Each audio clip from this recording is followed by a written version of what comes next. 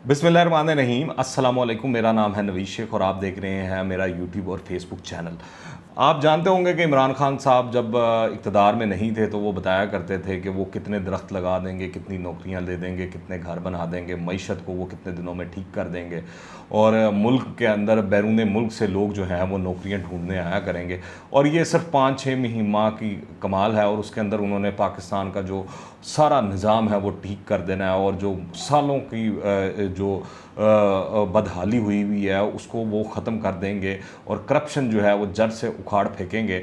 मगर हुआ क्या, जब इमरान खान साहब 3 साल 8 माह बाद रुखसत हुए इक़्तिदार से तो हमको मालूम हुआ कि तोशा खाना के अंदर एक बहुत बड़ी दिहाड़ी लगाई गई। हमको मालूम हुआ कि फ़राह खान जो है वो इमरान खान साहब की फ्रंट वूमन थी।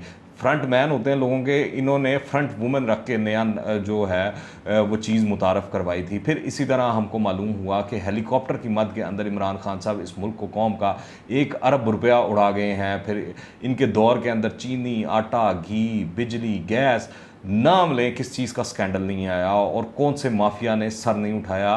दवाइयों का माफिया जो था उसने की तो इस दौर के अंदर ऐसी मौजें लगीं कि वो दिनों में से वो अरबपति खरबपति हो गए। अब एक और स्कैंडल जो है इमरान खान साहब की दौरे हुकूमत का, उनके जो वो कहते हैं ना कि ओपनिंग बैट्समैन का जिसका नाम है फवाद चौधरी, उनके हवाले से इंकशाफ हुआ है कि पीटीवी स्पोर्ट्स के ठेकों में अरबों रुपए के मनपसंद जो ठेके हैं वो मनपसंद कंपनियों को दिए गए हैं। अब महकमा फैक्ट फाइंडिंग की ये रिपोर्ट है, इसके मुताबिक मनपसंद कंपनियों को खिलाफ ज़ाब्ता जो है वो ठेके दिए गए हैं और मनपसंद पार्टियों के टैक्स भी माफ़ किए गए हैं और कौमी ख़जाने और खसारे का शिकार पीटीवी को अरबों रुपए का जिसकी वजह से नुकसान हुआ है अच्छा खासा टीका लग गया है। और आप इनकी बातें सुन लें, ये रोज़ अभी भी आएंगे और ये आपको लेक्चर देंगे कि जो है सादिक और अमीन कौन होता है, करप्शन क्या होती है, बाकियों ने मुल्क को कैसे लूटा, कैसे खाया। और जो ये अपनी जो वारदातें डालते रहे हैं, इनके दौर के अंदर जो मीडिया इंडस्ट्री के ऊपर बहरान आया है, जो सहाफ़ी बेरोज़गार हुए, वो सबके सामने है और किस तरह इन्होंने पीटीवी का बेड़ा गर्क किया। अब ये कहानियाँ खुलकर सामने आ रही हैं। ऐसी सूरत हाल है कि मैं आपको बताऊँ कि जौन सी दराज खोलें इमरान खान साहब के दौरे हुकूमत की, जो अंदर से फाइल निकलती है वो करप्शन से भरी होती है, चोरी चकारी और जो ये इस तरह की बेज़ाब्तियाँ हैं उनसे भरी होती है। अच्छा, मैं आपको ये बता रहा था, तहकीकाती रिपोर्ट के मुताबिक साबिक वज़ीर-ए-आज़म इमरान खान साहब के बराहे रास्त हुक्म पर गैर कानूनी काम किए गए हैं पीटीवी के हवाले से। पीटीवी स्पोर्ट्स के ठेके देने के वक्त वज़ीर इत्तलात फवाद चौधरी थे और पीएसएल 7 और 8 और वर्ल्ड कप के ठेकों में माली और कानूनी जराइम का इर्तकाब जो है वो सामने किया गया है, मुबैना तौर पर सामने आ चुका है ये कहानी।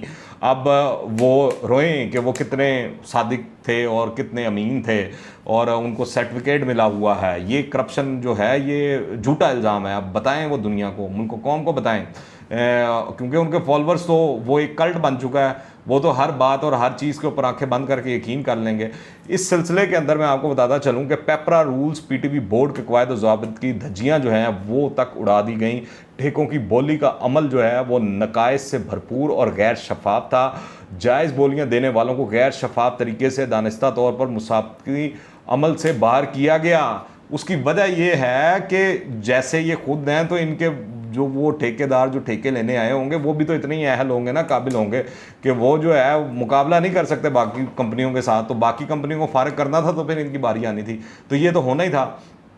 फिर मशकूक और मैनिपुलेटेड तरीक़ाकार अपनाने से पीटीवी भारी माली नुकसानात हुए हैं। तमाम कंपनियों को वो जो ये ठेके देते वक्त जो है मुकाबले का मुनसफ़ाना माहौल जो है वो फराहम नहीं किया गया। इस अमल पर पीटीवी को जो है अच्छा खासा टीका लग चुका है, अच्छे खासे नुकसानात हो चुके हैं। और कवायद के बरक्स पीटीवी स्पोर्ट्स के कॉन्ट्रैक्ट्स देने और अरबों रुपए की अदायगियों पर कानूनी कार्रवाई का जो आगाज़ है वो बताया जा रहा है कि कर दिया गया है। FIA ने फैक्ट फाइंडिंग रिपोर्ट्स में दीगर अहम शवाहिद और रिकॉर्ड हासिल कर लिया है। FIA ने PSL के ठेकों का रिकॉर्ड भी हासिल कर लिया। तो अब आपको समझ आई कि साजिश जो है असल वो किसने किसके खिलाफ की। इमरान खान साहब के वज़ीरों ने, इमरान खान साहब ने खुद इस मुल्क को कौम के ख़िलाफ़ की, इस मुल्क के इदारों के ख़िलाफ़ की। जो ये करप्शन में बड़े बड़े लंबे हाथ जो हैं वो दिहाड़ियाँ लगाई गई, वो आपके सामने हैं। अब इसी तरह ये जो फ़राग गोगी वाला मामला है, वो कहा जा रहा है कि फ़राग गोगी को मशवरा दिया जा रहा है कि शायद वो दुबई से आपको यहाँ पर ले आएँ, पाकिस्तान वाले बजरिया इंटरपोल। तो आपको चाहिए कि आप यूरोप निकल जाएँ, मशवरा दिया जा रहा है, भाग भूग जाएँ और यहाँ का रुख बिल्कुल भी ना करें, क्योंकि यहाँ आई तो एक नया पंडोरा बॉक्स खुल जाना है। और इमरान खान साहब तो पहले ही गोडे गिट्टों तक जो है वो करप्शन के अंदर उनका बाल बाल डूबा हुआ है, और उनके घर से लेकर उनके इर्द गिर्द जितने लोग हैं, अब उन सब की कहानियाँ जो हैं वो ज़बान ज़द आम आना शुरू हो चुकी हैं।